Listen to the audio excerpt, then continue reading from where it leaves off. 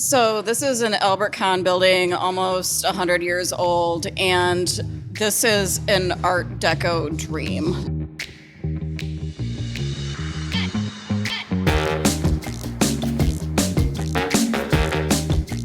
Hello, everyone, and welcome to your Daily Detroit, sharing what to know and where to go in Southeast Michigan. It is Friday, October 20th, 2023. The voice you heard, that was Runyan. You've heard her on the show before from Urbanize Detroit. We have a very special podcast for you today, a live recording from the Cambria Hotel, which just had its grand opening in downtown Detroit. Me, Shianne Nocerini, Fletcher, Sharpe, and Runyan will talk about it. But first, I wanted to give you the heads up that on Wednesday, that's this Wednesday coming up, October 25th, starting at around 5 p.m. at Castalia Cocktails, we're doing our We Did Not Win party, and we're going to celebrate finishing as a top 10 finalist for Best News and Politics Podcast in the U.S. So would love to have you come by over at Castalia Cocktails. It'd be much appreciated. I've got an event on Facebook if you want to check it out.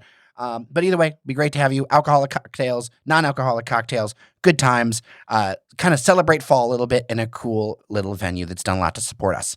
All right, let's get to the Cambria Hotel. You'll hear a little bit of background noise because, well, it's an event, but I think you're going to enjoy this conversation a lot.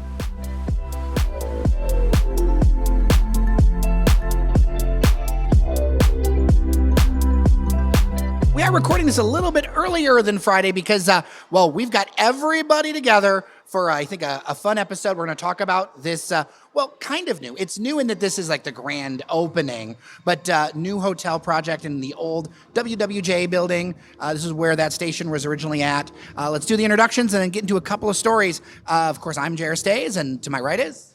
Runyan. Always good to see you. Fletcher, Sharpe. Shianne Nocerini. See, we brought all the people out for this one. All the beautiful people are out. So the first bit of news before we get into Cambria, the University of Michigan Detroit Center, we just got word that the Board of Regents approved this project. The timeline was ticking. State lawmakers had approved a $100 million earmark. Robin, I got to go to you first with this one. What are your thoughts? Yeah, I've not read the whole article yet, but the news is good for people like me who thought it would happen, not like you who didn't think it would happen. I was just getting nervous. I think it's going to look different than originally planned, and I think that's been telegraphed, though, by leadership that it's not just going to be a business school.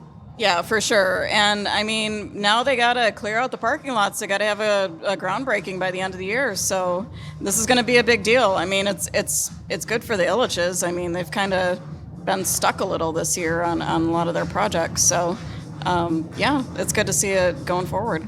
I saw something from the University of Michigan. The groundbreaking is going to be in just the next few weeks. I feel like this is going to be another one where everyone attends. Though I remember back in the day, do you remember the Monroe Blocks groundbreaking? That was the last groundbreaking I went to when I was at Curbed. Yes, I remember it well. That was a heck of a party. It was a big party. It was always a big party back then, yeah. I remember when Bedrock used to hand out custom scented candles. Yeah, I have journals and keychains and all sorts of stuff from back in the day. Yeah. I think overall, though, I guess I just doubted because it worries me when people drag their feet for so long. And then I saw what was basically this kind of flub up when it comes to that lot out front of Comerica Park for acquisition for District Detroit. And I just got nervous.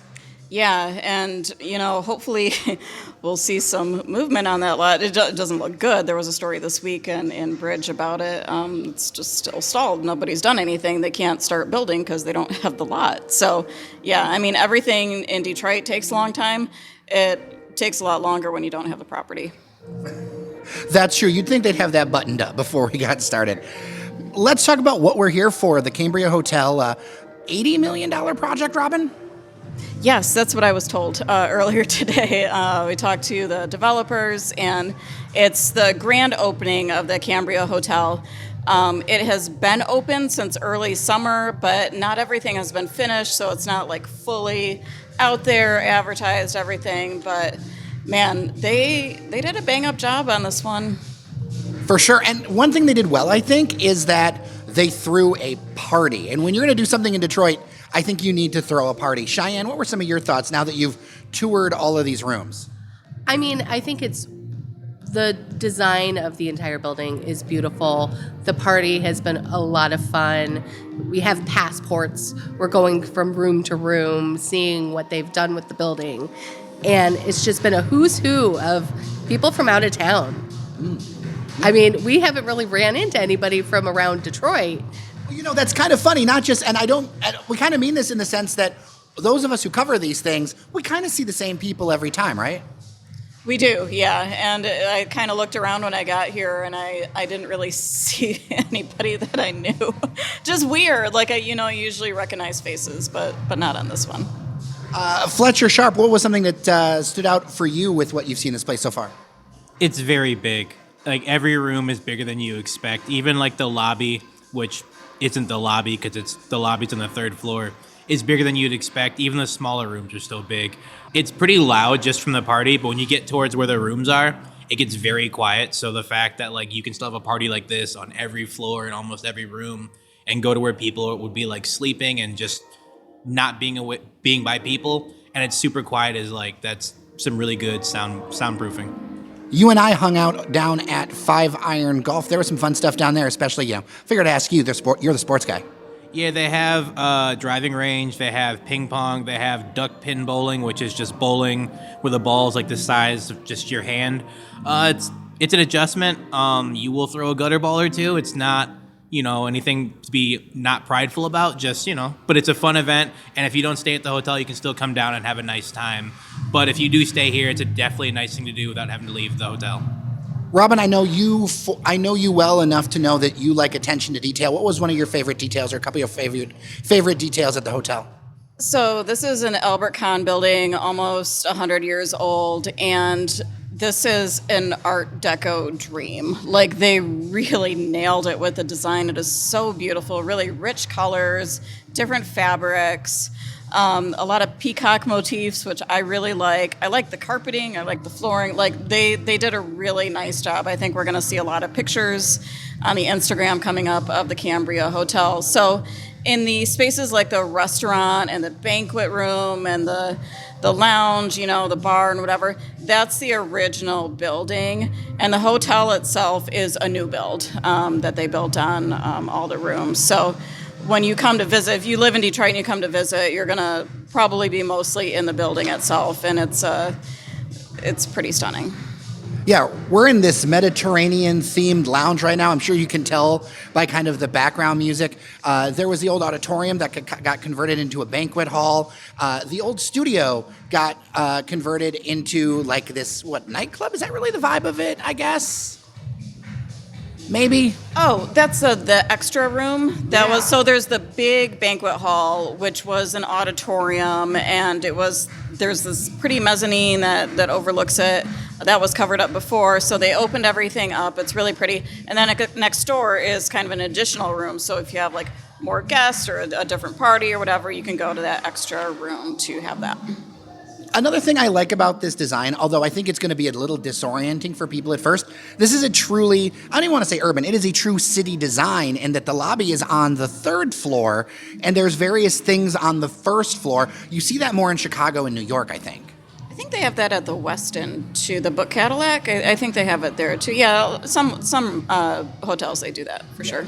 Yep. It's definitely a sign of a older era, though. You don't see that as much in modern builds, I don't think.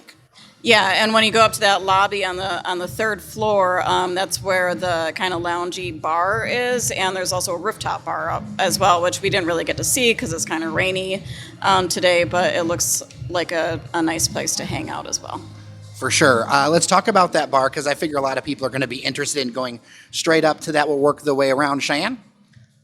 I thought it was beautiful. I know Robin loved the peacock handles on the liquor cabinets, which I agree, they were beautiful.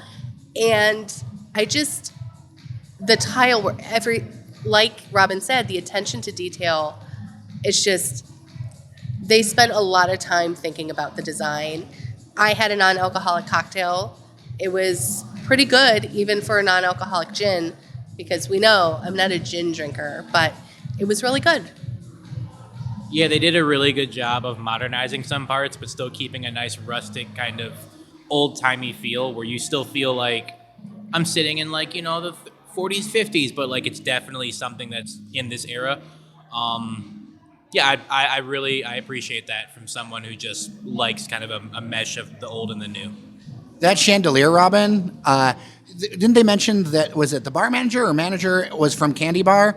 And I think you had a good observation about that. Yeah, because I was looking up at the chandelier above the bar. It's exactly like the one above Candy Bar. Because I remember seeing it when I first went in there. Yeah, it's just this huge, circular, very, very heavy chandelier over the bar. As a pretty big nerd myself, I appreciated the hallway with all the nods to old radio, whether it was the old photos or they have old on-air lights, all that kind of stuff. I feel like they really harken back to stuff. Now, obviously, we haven't stayed here and we haven't been paid guests where this is part of the opening party. This is very truly a first look. Let's go around. Is it thumbs up or what are your feelings on it?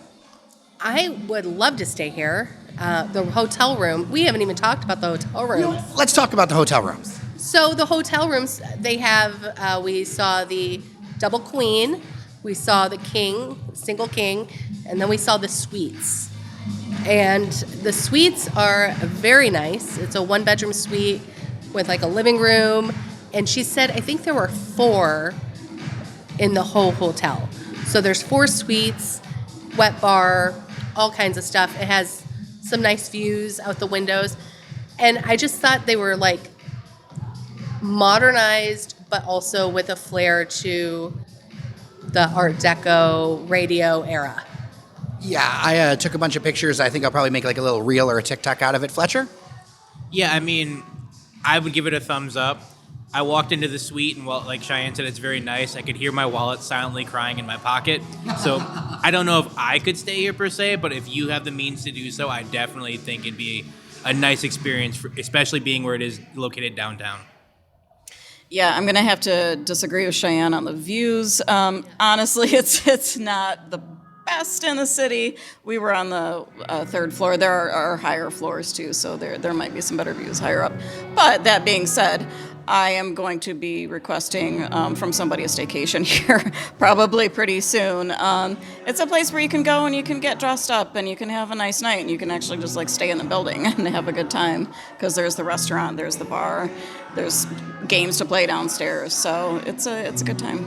Yeah, and you're just down the street from all the other things in downtown Detroit. In fact, there's the Fort Shelby that's was it Kitty Corner across the street?